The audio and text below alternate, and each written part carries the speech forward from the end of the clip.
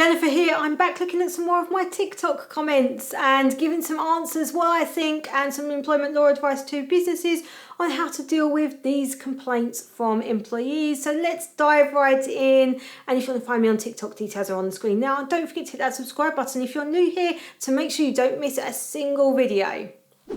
Micromanaging. If people are off sick, leave them alone. It's not dangerous at all. Okay, they've used the word dangerous because I used the word dangerous. In my video, I started off by saying it's a myth to think that we cannot contact people when they are off sick, and it's actually dangerous to a business to not contact somebody whilst they are off sick. This person has said it's not dangerous. Actually, to a business it is. And the reason it is because if somebody's long-term sick, and when I say long-term sick, I'm really looking now at those sick periods that become very long. So perhaps get into a year in length of time or longer, where as an employer, you may need to dismiss somebody, but you may no longer be able to accommodate that level of absence.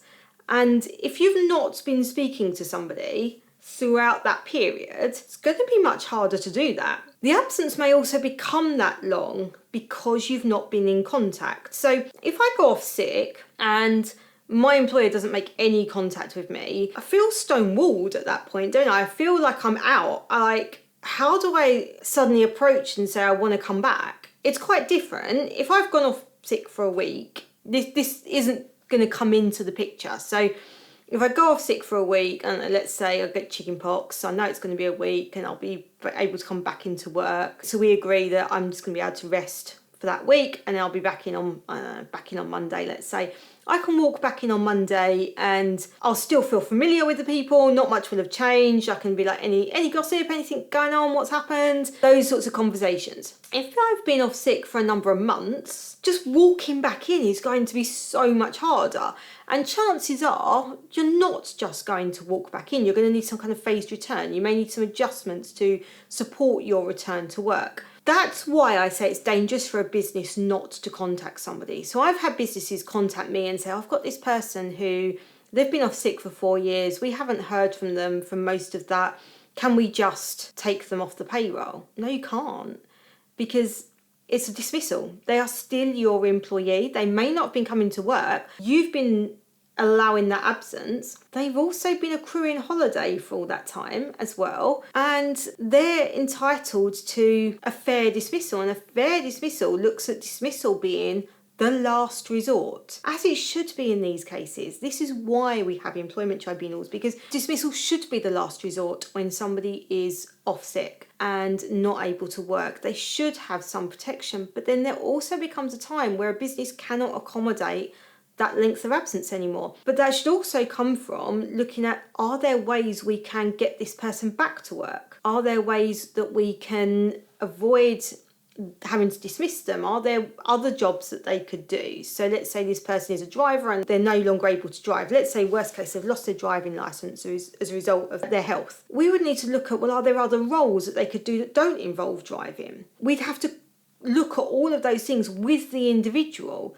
If the individual doesn't have the skill to do those roles, we've got to ask the question, well, can we skill them up to do those roles? Does the individual want to be skilled up to do those roles? These are all of the questions that we need to ask before we get to the point of saying, we can't employ you anymore because you're not able to do the job as a result of your absence. Now, the driver may well be because they can't drive anymore, they've lost their driving licence.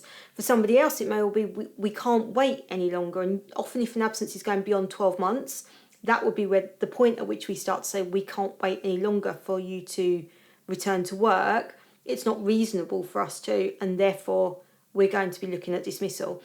Now, this is where absence gets really, really complicated, because it is all going to come down to that case by case as to what is reasonable. It's where I would suggest our course, HR for Non-HR Managers, is really good in terms of detailing all of these things and giving you the skills to actually be able to manage these processes. But I would also say take advice, particularly on these really tricky absence cases, because they are so case by case that you do really need to take some advice on how you deal with them. But absolutely, it's not micromanaging. Micromanaging is when we're sort of breathing down someone's neck and we're looking at everything that they do, and we are constantly over their shoulder. Now, if we were ringing somebody every single day, that would be micromanaging. If we know they've been signed off sick for a month, there's no need to have daily contact in that. It's an occasional how are you doing contact. Micromanaging, it is not, and it is not good for business to just leave somebody off sick. It's actually not good for them either. It's not good for their mental health for them just to feel out of it, stonewalled, not part of the team, because they're not going to be able to come back. I had a case, it was an employee who was off with depression, and the doctor recommended that they come back in on a phased return. They're an administrative role, it was a full-time role, and the doctor said, come back for over a period of a month, build up the hours. And the employer said, absolutely no way, we can't accommodate that. It is a full-time role, we need someone in full-time. Now my argument was find some jobs for them to do. Like on that part-time basis, find some jobs for them to do to get them over the hurdle of getting through the door. And the employer said, no, the doctor says next month they will be fully fit to work. We're going to wait till next month and then they'll be fully fit to work. Guess what? Next month they weren't fully fit to work. They remained off sick because they were never going to suddenly be fully fit to work. They needed that phased return. They needed that easing in to get them over the hurdles of getting into the office. And that is the really important bit, and that's why it's not micromanaging to have conversations, and why it's dangerous for business not to have conversations, because we need to understand what we can do to support people, and that's most likely to get them back to work, which is going to be better for them and indeed the business, and of course back to work when it's right and better for them as well. So we do need to make sure there is a very careful balance here between forcing somebody, guilt tripping somebody to come back to work when they're not ready, and supporting them to come back to work when they are. Forgive the quick interruption to this video, and I will keep it really quick. If you've liked this video, found it useful, you can of course hit the subscribe button, but I also want to tell you about our digital courses. In our digital courses, I go into much more detail. The videos are very similar to these. It's me, it's on camera, but there's also downloads, there's sample forms, there's a few sample policies in there as well. All the things that you need to know. We've even got some coming where we've got live classes as well. So check out our digital courses. Details are on screen now and in the description below. Look forward to seeing you on one of our courses in the future, and in the meantime, I'll let you get back to the video.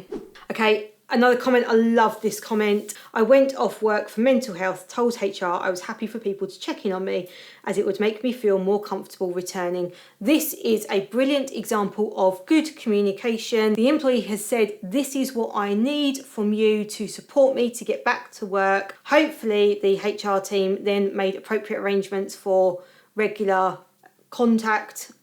Regular in terms of what would be right for this individual. Still not right to be talking to them every day. They need that time to recover. So not regular doesn't mean every day. Regular could be once a month, but something that means this individual's not just left, not knowing what's going on, not knowing who's going to contact them, but they've got a plan.